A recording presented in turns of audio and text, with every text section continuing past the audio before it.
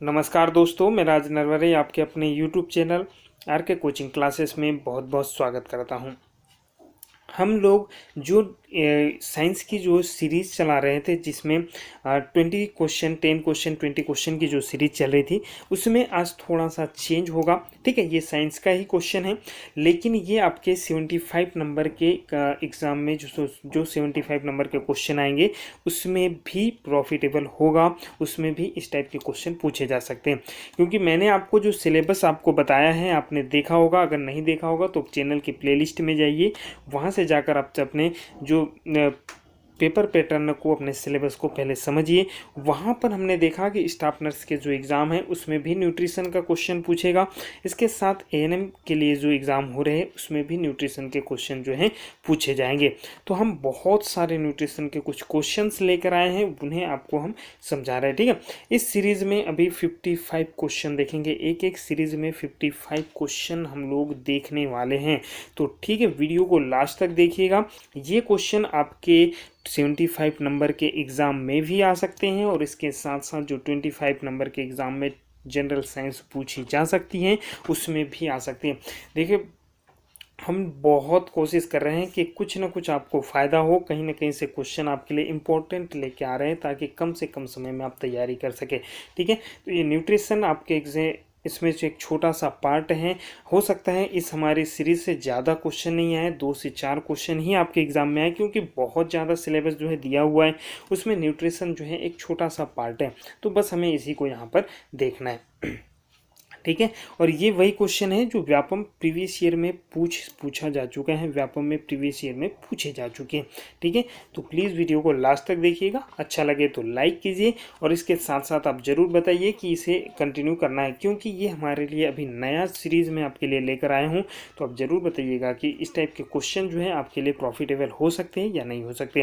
ठीक है, देखिए, सबसे पहला क्वेश्चन है, प्रोटीन ऊर्जा कुपोषित बच्चे के आहार को खालिस्तान में समृद्ध होना चाहिए, प्रोटीन, मसाले, उपरोक्त दोनों या कार्बोहाइड्रेट। तो आपका ऑप्शन जो है बोथ ऑफ है, वो मतलब उपरोक्त दोनों जो है राइट हो जाएगा इसमें।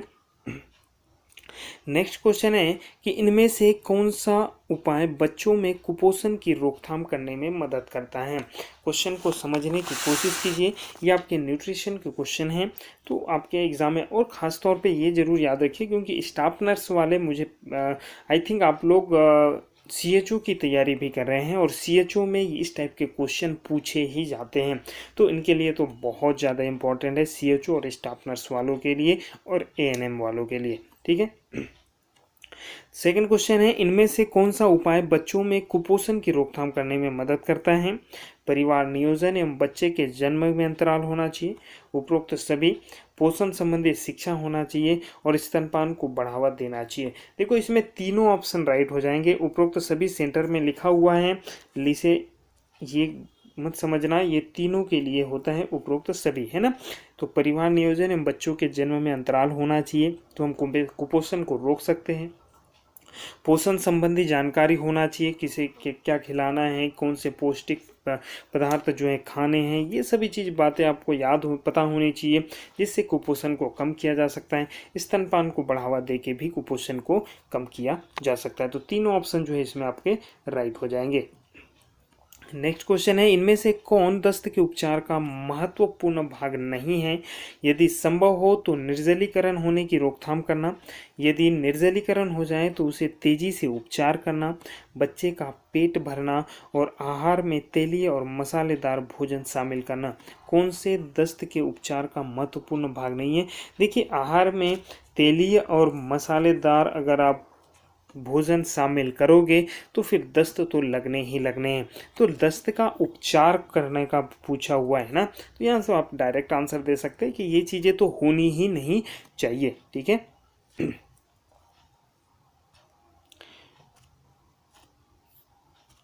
नेक्स्ट क्वेश्चन है कि इनमें से कौन प्रोटीन का समृद्ध स्रोत है। फल, सोयाबीन, दूध या चावल। सबसे ज़्यादा प्रोटीन किस में मिलता है, तो सबसे ज़्यादा प्रोटीन सोयाबीन में मिलता है। किस में मिलता है, सबसे ज़्यादा प्रोटीन जो है सोयाबीन में मिलता है हमें। ये अधिकतर एग्जाम में पूछा जाता है जनरल साइंस के क्वेश्चन में। विटामिन सी का समृद्ध स्रोत है फल व सब्जियां, अनाज, दाल व दूध। विटामिन सी किस में हमें मिलेगा? विटामिन सी हमें फल और सब्जियों में मिलेगा। किस में मिलेगा? फल सब्जियों में विटामिन सी मिलता है। और सबसे ज़्यादा प्रचुर मात्रा में विटामिन सी आंवला में मिलता है। किस में मिलता है? आंवला में मिलता है। ये बातें आपको याद रखना है। दाल की अगर बात करें तो दाल में प्रोटीन हमें सबसे ज़्यादा मिलता है। ठीक है, तो ये सभी बातें आपको याद रखनी है। नेक्स्ट है ICMR 2010 के अनुसार निष्क्रिय पुरुष हेतु ऊर्जा आवश्यकता है। कितनी ऊर्जा होनी चाहिए? According to ICMR 2010 the energy requirement for the sedentary male is. कितनी होनी चाहिए? 2320 किलो कैलोरी ऊर्जा की आवश्यकता होती है। कितनी होती है? 2320 किलो कैलोरी ऊर्जा। बात करते हैं ICMR की। ICMR का फुल फॉर्म आपको पता होना चाहिए। इसे कहा जाता है, नोट कीजिएगा, नोट करते जाइएगा, कॉपी पेन अपने साथ रखिए। ठीक है, तो क्या है? ICMR का फुल फॉर्म है Indian council of medical research. क्या कहेंगे? Indian council of medical research. Hindi में कहेंगे भारतीय आयुर्विज्ञान अनुसंधान परिषद। ठीक है, तो ये आपको याद रखना है, हो सकता है आपके एग्जाम में पूछा जा सके, तो सब कुछ नोट करते जाना है। जो इम्पोर्टेंट फैक्ट मैं आपको साथ में बताते चलता हूँ। इनमें से कौन प्रसव पूर्व देखभाल का एक लक्ष्य है? माता को स्वस्थ रखना, जन्म के समय भार सामान्य से कम होना एवं नवजात शिशु के संक्रमण आदि समस्याओं की रोकथाम में मदद करना, सामान्य प्रसव करवाना। उपरोक्त सभी इनमें से कौन प्रसव पूर्व देखभाल का एक लक्ष्य होता है? तो देखिए सभी तो हैं इसमें। प्रसव के पूर्व देखभाल के लिए सभी लक्ष्य हैं। एक तो माता स्वस्थ होनी चाहिए, बच्चे का वजन जो है भार जो है सामान्य होना चाहिए, नॉर्मल होना चाहिए, और सामान्य प्रसव हो, ये सबसे इम्पोर्टेंट होता है। ठीक है, तो तीनों पॉइंट जो है यहाँ पर राइट हो जाएंगे। नेक्स्ट है गर्भावस्था में किस ऊर्जा स्रोत से बचना चाहिए?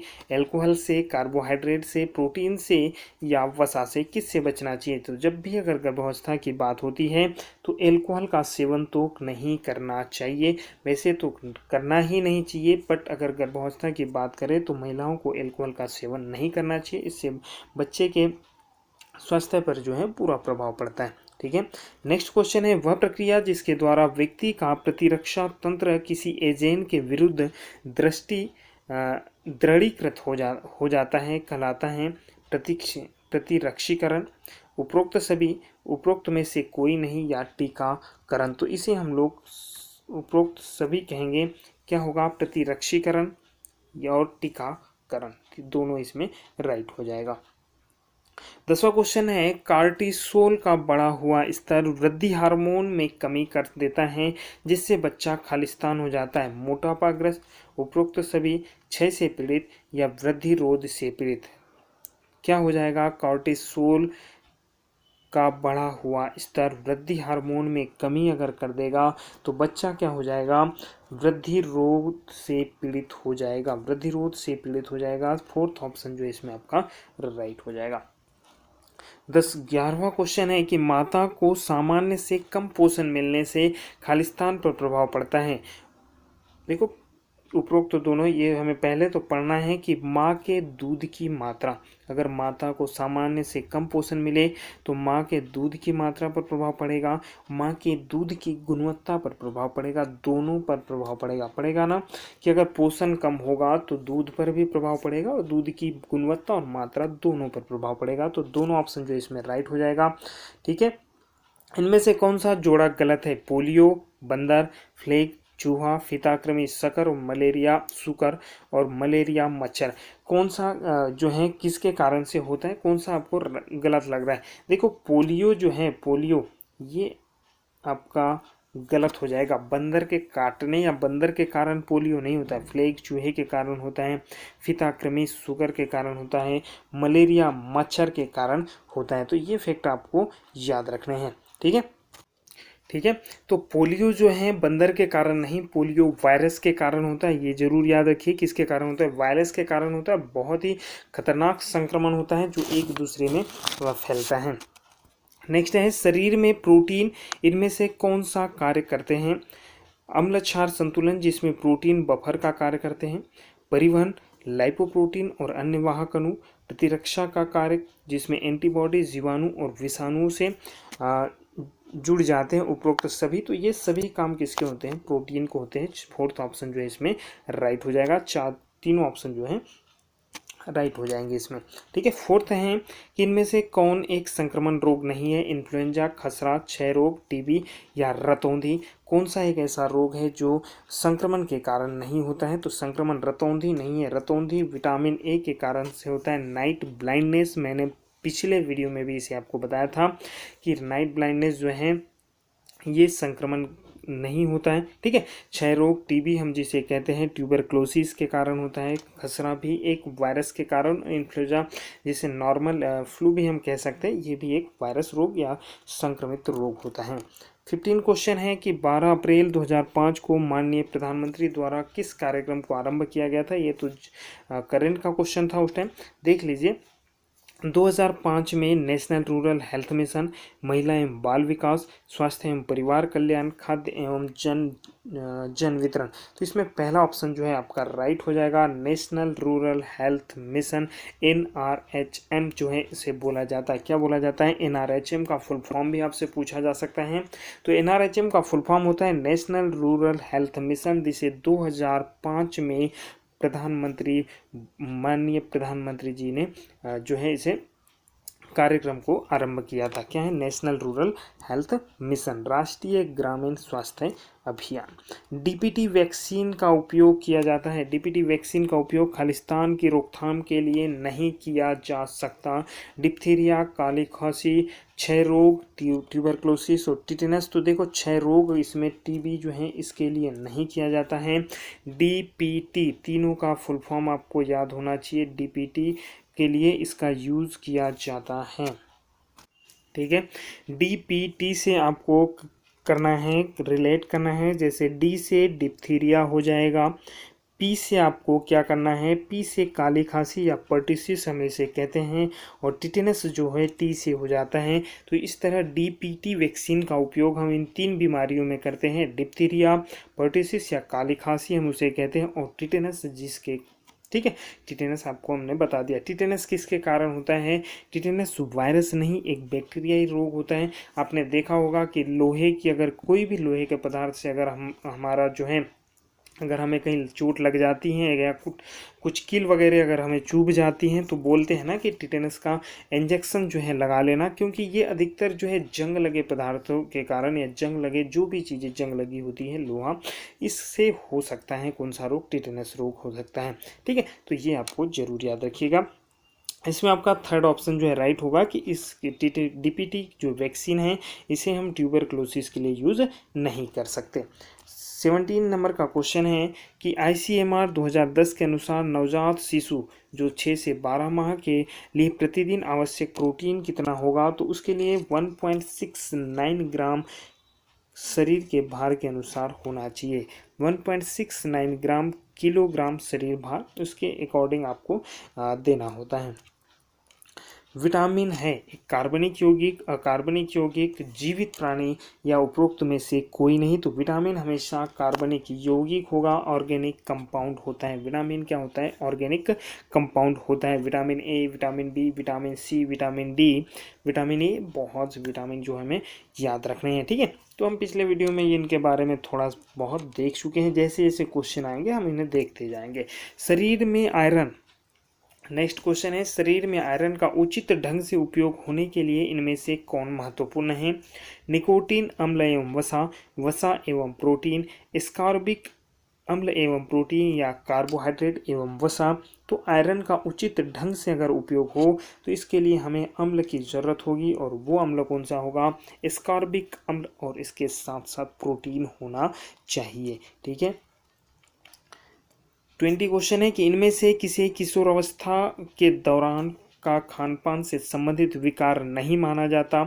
एनोरेक्सिया नर्वोसा, बुलिमिया नर्वोसा, मासिक धर्म और ठूस ठूस कर खाना। देखो खान पान से संबंधित विकार नहीं होगा, वो है मासिक धर्म। मासिक धर्म कभी खान पान से रिलेटेड नहीं होता है, समझ गए। तो थर्ड ऑप्शन जो है इसमें ये खाने से होने वाली बीमारी नहीं है, ये तो नॉर्मल है, जो होती है हर मंथ होती है, ठीक है। तो ये आपको याद रखना है कि खान पान से ये तीनों बीमारी हो सकती है, एनोरेक्सिया हो सकती है, बुलिमिया हो सकती है, टूटूस का खाना, ये सभी चीज़ें हम विकार आप मान लीजिए डिसऑर्डर जो है ये हो सकते हैं, लेकिन मासिक धर्म में इससे कोई इफेक्ट नहीं होता है। नेक्स्ट क्वेश्चन है कि राज्य सरकारों, केंद्र शासित क्षेत्रों, आईसीडीएस योजना के माध्यम से लाभार्थी को वर्ष में कितने दिन पूरक भोजन प्रदान करने का अनुरोध किया है? 100 दिन, 200 दिन, 300 दिन या 400 दिन?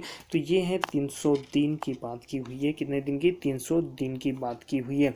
अब बात हम करते हैं आईसीडीएस की। आईसीडीएस का फुल फॉर्म क्या होता है? आईसीडीएस को हम लोग कहते हैं इंटीग्रेटेड, नोट कीजिएगा, इंटीग्रेटेड चाइल्ड डेवलपमेंट सर्विस। क्या कहेंगे हम उसे? इंटीग्रेटेड चाइल्ड डेवलपमेंट सर्विस, ठीक है। इस आईसीडीएस का फुल फॉर्म होता है, एक बार मैं और बोल देता हूँ, इंटीग्रेटेड चाइल्ड डेवलपमेंट सर्विस। आप इसे नोट कर लीजिए। नेक्स्ट क्वेश्चन है 22 कि इनमें से किस रोग के उपचार में ओरल रिहाइड्रेशन सॉल्ट ORS घोल चिकित्सा का उपयोग नहीं किया जाता है? मधुमेह, पेचिश, पतले मल या संग्रहणी दस्त? किसमें ORS घोल का उपयोग हम लोग नहीं करेंगे? मधुमेह रोग के कारण, मधुमेह रोग में इसका कोई काम नहीं होता है ORS का, ठीक है। ORS का फुल फॉर्म आप बताइएगा, ORS का फुल फॉर्म आप कमेंट में कमेंट करके ज़रूर बताइए, क्योंकि ये नॉर्मल सी बातें हैं। ORS का तो आपको पता होना चाहिए, ठीक है। तो ORS घोल का उपयोग हम लोग पेचिश के लिए कर सकते हैं, पतले मल या लूज मोशन जिसे हम कहते हैं, और दस्त हम अगर कहते हैं, इसमें हम कर सकते हैं, लेकिन मधुमेह रोग में हम नहीं करते। अब मधुमेह रोग क्यों होता है ये आप ज़रूर बताइए। मैंने आपको पिछले वीडियो में बताया था मधुमेह रोग क्यों होता है। देखो, एक चीज़ तो मैं आपको बता देता हूँ कि शर्करा की मात्रा, सुक्रोज की मात्रा ज़्यादा होने के कारण होता है, डायबिटीज़ होता है, ठीक है। तो चलो हम आपको बता देते हैं, मधुमेह रोग जो है इंसुलिन की कमी से होता है। किसकी कमी से? इंसुलिन की। लेकिन आपको ये जरूर बताना है कि इंसुलिन निकलता कहाँ से है, ये आपको बताना है, ठीक है। कमेंट में ज़रूर बताइएगा, आपको पता हो तो आपका रिवीजन हो जाएगा। फिर है नेक्स्ट क्वेश्चन, टिटेनस या टेटनस के बारे में इनमें से कौन सा कथन गलत है? टिटेनस का रोगोद्भवन काल आमतौर पर 3 से 21 दिन होता है, या ट्रामा, आघात, शल्य क्रिया एवं इंजेक्शन से उत्पन्न तीक्ष्ण घावों या दीर्घकालिक त्वचा क्षतियों एवं संक्रमणों में क्लोस्ट्रीडियम टिटेनी के बीजाणु प्रवेश कर जाते हैं, यह क्लोस्ट्रीडियम टिटेनी के कारण होने वाला एक जीव विष बाधित रोग है। टिटेनस व्यक्ति से व्यक्ति में फैलता है। सबसे गलत कथन तो यही हो गया लास्ट में कि टिटेनस कभी व्यक्ति से व्यक्ति में नहीं फैलता। ये वायरस रोग नहीं, ये बैक्टीरिया रोग होता है। किसके कारण होता है? बैक्टीरिया रोग होता है। किसी भी जंग लगी वस्तुओं के अगर हमें चुभ जाती है तो उसके कारण से टिटेनस रोग होता है। और DPT का टीका इसके लिए यूज़ किया जाता है। किसके लिए? टिटेनस के लिए। याद रखिएगा, DPT डिप्थीरिया, काली खांसी और टिटेनस, ठीक है। 24 क्वेश्चन है कि स्तनपान के मुख्य लाभ है। स्तनपान के क्या लाभ हो सकते हैं? Major advantage of breast feeding is are lactose की कम मात्रा, कैल्शियम की उच्च मात्रा, शक्तिशाली प्रतिरक्षा, स्ट्रॉन्ग इम्यूनिटी और इक्वाइल फैक्टर। देखो क्या हो सकता है ब्रेस्ट फीडिंग की। अधिकतर बच्चों को ब्रेस्ट फीडिंग की सलाह दी जाती है। क्यों? क्योंकि ये शक्तिशाली प्रतिरक्षा, स्ट्रॉन्ग इम्यूनिटी बढ़ाता है। इम्यूनिटी कैसी करता है? स्ट्रॉन्ग करता है। इसीलिए ब्रेस्ट फीडिंग की सलाह जो है दी जाती है छोटे बच्चों को, ठीक है। तो थर्ड ऑप्शन जो है इसमें आपका राइट हो जाएगा। नेक्स्ट है 25 का कि भारत सरकार द्वारा खालिस्तान से विटामिन ए न्यूनता के विरुद्ध रोग निरोध कार्यक्रम का कार्यान्वयन किया जा रहा है। तो ये किया जा रहा है 1917। ये इतना इम्पोर्टेंट नहीं है आपके लिए, बट फिर भी आप इसे याद रखिए। हम लोग वैसे 55 क्वेश्चन जो है करने वाले थे, लेकिन जो है टाइम बहुत ज़्यादा हो जाएगा, वीडियो बहुत लेंथी हो जाएगा। मैंने सोचा था कि कम समय में अगर 55 क्वेश्चन कवर हो जाते हैं, बट टाइम ज़्यादा हो जाएगा, तो हम इसे ऐसा कर लेते हैं, 2 पार्ट में हम लोग डिवाइड कर लेते हैं। ठीक है, तो अभी हम 25 क्वेश्चन करते हैं, नेक्स्ट पार्ट में हम लोग 30 क्वेश्चन जो हैं देख लेंगे। ठीक है, तो ये हमारा जो है सीरीज जो है बहुत लंबी जाने वाली है। आपकी साइंस की सीरीज तो बहुत चलती ही रहेगी। और ये आपके जो न्यूट्रिशन से जो क्वेश्चंस हैं, आई थिंक इस एग्ज़ाम में आपके क्वेश्चंस ज़रूर आएंगे, क्योंकि आपके एएनएम के एग्ज़ाम में भी ये सिलेबस में दिया हुआ है, और जो है स्टाफ नर्स के सिलेबस में भी ये दिया हुआ है, और साथ साथ आपके सीएचओ के सिलेबस में भी आपका ये जो है न्यूट्रिशन का पार्ट आता ही आता है। ठीक है, तो ये वही क्वेश्चन है जो व्यापम द्वारा बताए गए, मैं आपको पहले भी बता चुका हूँ। तो आप वीडियो पर सभी वीडियो को ध्यान से देखिए, क्योंकि कम से कम समय में अगर आपको तैयारी करनी है तो कुछ इंपॉर्टेंट क्वेश्चन तो ज़रूर देखने होंगे। खास तौर पे तो कंपटीशन के एग्ज़ाम में कोई इम्पोर्टेंस क्वेश्चंस नहीं होते हैं, कोई भी इम्पोर्टेंट क्वेश्चन नहीं होते। कहाँ से कौन से क्वेश्चन पूछे जाए कोई ज़रूरी नहीं, बट फिर भी थोड़े अगर मन में कॉन्फिडेंस आ जाता है। मैं साइंस के कुछ क्वेश्चंस आपको पहले भी जो सीरीज चलवाई, उसमें भी ऐसे कुछ क्वेश्चंस है जो आपसे बनते हैं, और जब आपसे क्वेश्चन बनते हैं तो कॉन्फिडेंस ज़रूर आता है, और यही कॉन्फिडेंस आपको सक्सेस दिलाता है। ठीक है, तो कॉन्फिडेंस रखिए, सारे क्वेश्चंस हम लोग देखेंगे। इसके साथ साथ जो टेक्निकल के लिए आपके 75 नंबर के लिए हैं, आपके पास जो भी बुक अवेलेबल हो आपके सिलेबस की या कोई भी, तो आप उनसे ज़रूर पढ़िए, क्योंकि थोड़ा ज़्यादा आपको पढ़ना पड़ेगा। ठीक है, तो ऐसी ही सीरीज़ हम लेकर आएंगे। अभी मैथ्स की सीरीज़ अपलोड कर दी है, अगर आपने नहीं देखी है तो वो जाकर जरूर देखिए चैनल पर। इसके साथ इंग्लिश भी लेकर आएंगे। ठीक है, तो ये अल्टरनेट कोई ना कोई वीडियो हम लोग ज़रूर लेकर आएंगे, कभी मैथ्स का, कभी साइंस का, कभी हिंदी, कभी इंग्लिश। तो आपके इस तरीके से हम सिलेबस को जो है कंप्लीट करने की कोशिश करेंगे। ठीक है, तो धन्यवाद, आपने वीडियो को लास्ट तक देखा। और इसके साथ ही मैं आपसे कुछ बात करना चाहता हूँ कि देखिए, हम लोग सीरीज़ तो जो है फ्री चला रहे हैं, फ्री वीडियो आपको यूट्यूब पर मिल रहे हैं। ठीक है, हमें इससे कोई भी अर्निंग नहीं हो रही है। देखो, आप लोग अगर कहीं बाहर कोचिंग अगर ज्वाइन करते हैं तो आपको 400-500 रुपये जो है वहाँ पर देना पड़ता है कोचिंग में। 400-500 रुपये तो नॉर्मली कोई भी कोचिंग वाला वहाँ पे लेता है। ठीक है, लेकिन यहाँ पर हम आपको फ्री वीडियो अवेलेबल करवा रहे हैं। तो आप लोगों में से कोई भी बच्चा अगर देना चाहता है कुछ भी, जो भी आपकी इच्छा हो, 100, 50, 100, 200, जो भी आप अगर इस चैनल को देना चाहते हैं, आप सपोर्ट करना चाहते हैं, तो आप कर सकते हैं। ठीक है, अगर नहीं भी करना चाहते तो कोई दिक्कत नहीं। ये मत सोचिएगा कि वीडियो हमारे बंद हो जाएंगे, वीडियो तो कंटिन्यू रहेंगे, वीडियो चलते रहेंगे। लेकिन आपको लगता है कि सर जो पढ़ा रहे हैं, सर जो बता रहे हैं, वो आपके लिए फ़ायदा कर रहे हैं, आपको प्रॉफिट देगा, आपके एग्ज़ाम में क्वेश्चंस बनेंगे जो आपके लिए, आपको लगता है कि ये शायद हमें अच्छा मटेरियल अवेलेबल करवा रहे हैं, तो आप लोग जो है हेल्प कर सकते हैं। ठीक है, बाकी फिर आपकी इच्छा, कोई ज़रूरी नहीं, कोई ज़बरदस्ती नहीं है कि आप लोग सपोर्ट करें या कोई फीस जो है इस चैनल को दे, ऐसी कोई ज़बरदस्ती नहीं है। फ्री जो है चैनल वो तो चलते ही रहेगा। बस कोई भी अगर बच्चा चाहता है, इच्छा हो कि वो जो है फीस दे सकता है, तो जो आपकी स्वेच्छा हो आप लोग दे सकते हैं। कमेंट में कमेंट करके बता दीजिएगा। आप कमेंट करोगे तो हम फिर उसके साथ अपना कॉन्टैक्ट नंबर दे देंगे, और आप फिर हमें कॉन्टैक्ट कर सकते हो। ठीक है, तो फिर जल्द ही हम आपसे नेक्स्ट वीडियो में मिलते हैं। तब तक के लिए धन्यवाद। जय हिंद, जय भारत।